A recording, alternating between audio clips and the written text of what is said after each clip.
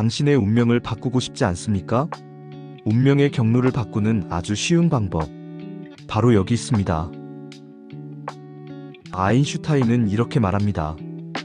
어제와 똑같이 살면서 다른 미래를 기대하는 건 정신병 초기 증상이다. 의지가 약해서가 아니다.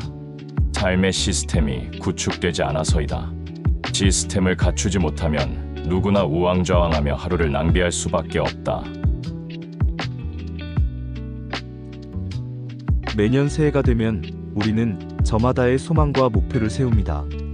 다이어트, 금연, 외국어 학습, 자기개발 등 거창한 계획을 짜며 굳은 다짐을 하죠.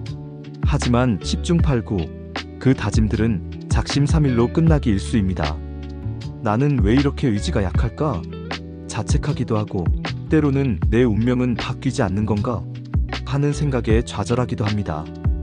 우리는 흔히 목표 설정에만 몰두하지만 사실 원하는 변화를 이루기 위해 정말 필요한 것은 목표가 아닌 새로운 경로, 즉 시스템을 구축하는 지혜입니다. 사회심리학에는 경로 의존성이라는 흥미로운 개념이 있습니다. 이는 한번 경로가 정해지면 설령 그 경로가 비효율적이라는 것을 알면서도 쉽게 바꾸지 못하는 경향을 뜻합니다. 마치 물리학의 관성의 법칙처럼 인간 사회와 심리에도 한번 익숙해진 길을 고수하려는 강력한 힘이 작용하는 것이죠. 가장 대표적인 예시는 우리가 매일 사용하는 쿼티 키보드입니다. 19세기 타자기가 발명될 당시 빠르게 글쎄를 누르면 기계가 엉키는 문제를 해결하기 위해 일부러 자주 쓰는 글쎄들을 떨어뜨려 놓은 비효율적인 배열이었습니다. 이후 훨씬 더 효율적인 키보드 배열이 개발되었지만 이미 쿼티 키보드에 익숙해진 사람들은 쉽게 새로운 배열로 넘어가지 못했습니다. 단지 가장 먼저 개발되어 익숙하다는 이유로 비효율적인 경로가 지금까지 이어지고 있는 것이죠. 또 다른 기막힌 예시가 있습니다. 우주선에 달리는 로켓 추진체의 폭은 143.5cm입니다.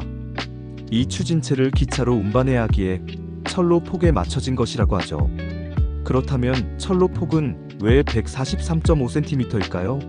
19세기 영국에서 증기기관차가 운행될 때 기존 마차 선로를 이용했는데 그 마차 선로는 수레바퀴 너비에 따라 만들어졌습니다. 그리고 이 수레바퀴 너비는 무려 2000년 전 로마 전차의 너비에서 유래하는데 놀랍게도 그 폭은 말 2마리의 엉덩이 너비에 맞춰졌다고 합니다. 결국 말 2마리의 엉덩이 너비가 수천 년을 넘어 최첨단 로켓 추진체의 너비를 결정한 셈입니다. 한번 정해진 경로는 수천 년이 지나도 벗어나기 어렵다는 것을 여실히 보여주는 사례입니다. 우리 삶이라고 크게 다를까요? 한번 정해진 삶의 경로는 쉽게 바뀌지 않습니다. 아무리 발버둥 쳐도 정해진 삶에서 벗어날 수 없다고 느껴질 때 우리가 운명을 믿게 되는 이유도 바로 여기에 있습니다. 새해 목표가 신기루처럼 사라지고 성격을 바꾸기 어려운 것도 모두 경로 의존성 때문입니다. 아인슈타인이 남긴 명언인 어제와 똑같이 살면서 다른 미래를 기대하는 건 정신병 초기 증상이다. 이 명언이 뼈아프게 다가오는 이유인 것은 우리는 여전히 어제와 똑같은 경로로만 다니고 있기 때문입니다. 그럼에도 불구하고 우리는 때때로 자신의 경로를 성공적으로 수정하는 사람들을 만납니다. 그들은 어떻게 그것이 가능했을까요? 우리 대부분은 도착하고 싶은 목표만 생각하는데 여념이 없습니다. 하지만 우리가 원하는 목적지에 닿기 위해 정작 필요한 것은 목표에 대한 뜨거운 열정이나 굳은의지가 아니라 새로운 경로, 즉 시스템을 짜는 시간입니다. 목표를 세우는 데 3알의 시간을 쓴다면 나머지 7알의 시간은 새 경로를 짜고 구축하는 데 써야 하는 이유가 여기에 있습니다. 저는 경로의 동의어가 곧 시스템이라고 생각합니다. 우리가 아는 수많은 기업의 흥망성쇠를 살펴보면 초기에는 창업자의 천재적인 아이디어와 압도적인 기술이 눈에 띄지만 그런 성공을 지속 가능하게 하는 힘은 결국 탄탄한 시스템에 있음을 알 수 있습니다.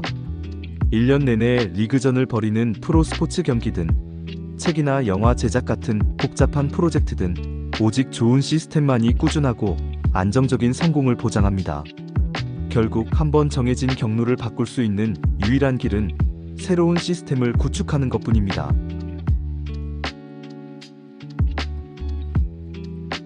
저 역시 퇴직 후 가장 공을 들였던 것은 바로 제 삶의 새로운 시스템을 구축하는 것이었습니다.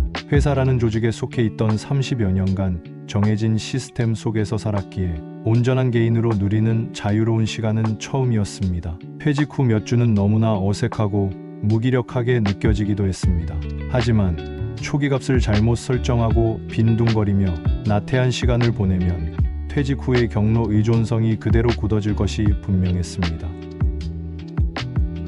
그래서 저는 의식적으로 새로운 시스템을 만들기 시작했습니다. 집 근처 문화센터에서 평소 배우고 싶었던 수업에 등록했고, 정기적인 운동과 모임 스케줄을 잡았습니다.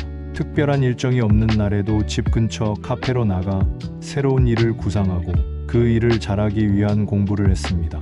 이처럼 작은 습관들이 모여 새로운 시스템을 형성했고, 그 덕분에 저는 퇴직 후에도 우울함이나 무력감 없이 재미있고 활기찬 시간을 보낼 수 있었습니다. 처음에는 우리가 시스템을 만들겠지만 결국 그 시스템이 우리를 원하는 방향으로 이끌어줄 것입니다. 코로나19 이후 재택근무나 원격 수업이 많아지면서 많은 사람이 이전보다 자유롭게 시간을 쓸 수 있게 되었습니다. 하지만 이 자유로운 환경 속에서 오히려 게을러졌다고 고백하는 사람들이 많습니다.